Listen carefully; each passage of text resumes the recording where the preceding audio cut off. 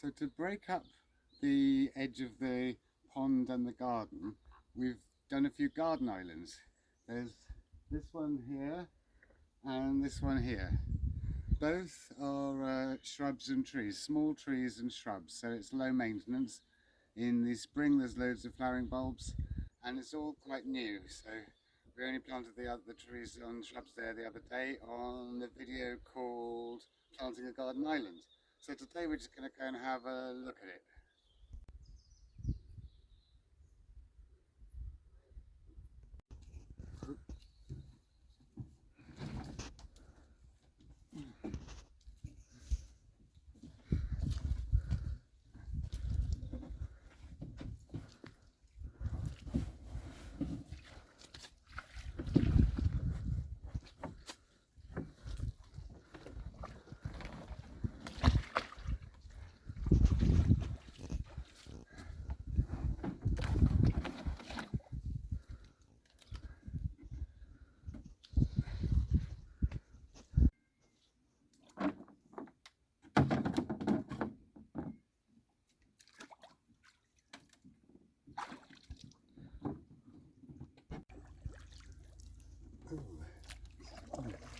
So we planted these about a month ago, I think. Some of them a few years ago, but it's always nice to go over and have a close look at them and see how they're doing. They won't need anything doing to them really. I just want to go and have a look and explain what we planted, what effect we want to have from this island.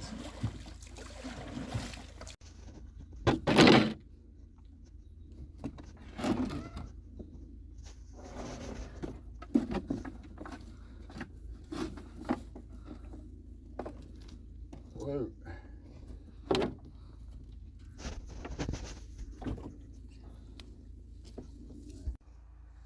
Where I'm standing, this bit here will be underwater when the pond is completely full, and the water level will come up to about here, and this will be a marginal shelf with water iris and things on.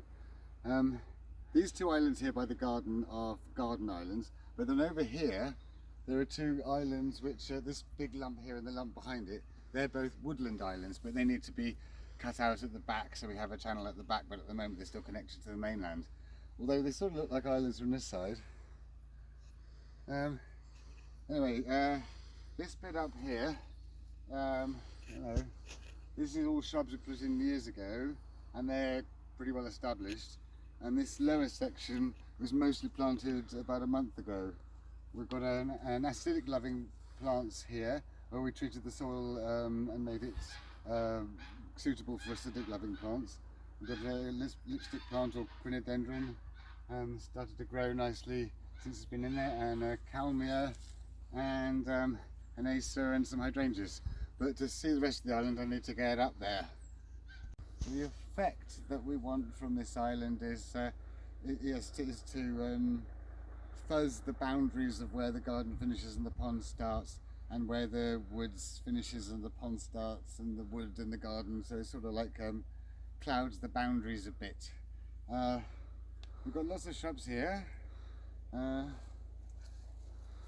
and two cherry trees here and one cherry tree here. They're starting to get their autumn colours. Some hydrangeas and dogwoods, and it's really just got to wait for a few years before they get big enough. But when I come onto this island it should be completely overgrown, but from outside it should look like there's always something happening, always something flowering or fruiting or some sort of thing of interest. This higher bit behind me, this makes a screen, so anyone walking through the woods couldn't see me sitting here nor me then, and it also creates shelter and from the sun and from wind. So if you come over here, this is a really nice place to sit, and when the trees are grown and the shrubs are grown, it will be a very private place as well. This viburnum's been in a few years, and it has really strongly scented flowers very early in the spring or late in the winter. You see the flower buds there now, and they'll sit there through the winter until next spring. And then the snowball tree here, a different kind of viburnum.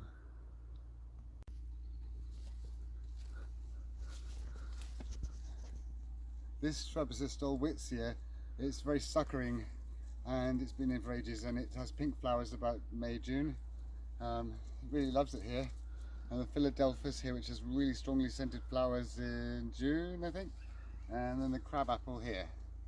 Right at the back here are some more acid lovers. A really thick row of camellias which flower in the spring. Here are all their buds for next year.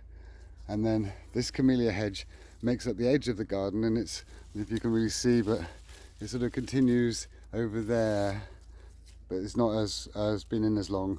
So the camellia hedge will go along there and divide the edge of the garden, and then in here is the woods, the other side of there, and then that bit will be cut out to make this into an island, and then that will be an island behind it.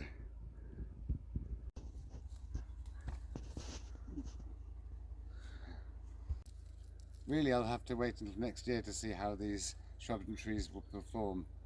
This is a lilac tree. All these were in a sale, in a garden centre sale, so I've got a few good bargains, but they do need to, they've often been in pots for a very long time and they need a bit of TLC before they get back to how they should be. In this corner we've got this Kalmia here, which has these yellow pom-poms in the spring, and it gets about 7 or 8 feet tall, I think. And then behind it Woodgelias and hydrangeas. So right here on the bench you've got this lovely shelter from there, and then you have evergreens here and thick shrubs there, so it's deciduous this side so you can see into the garden, or what will be the garden, and so you feel really nice and secure and safe here.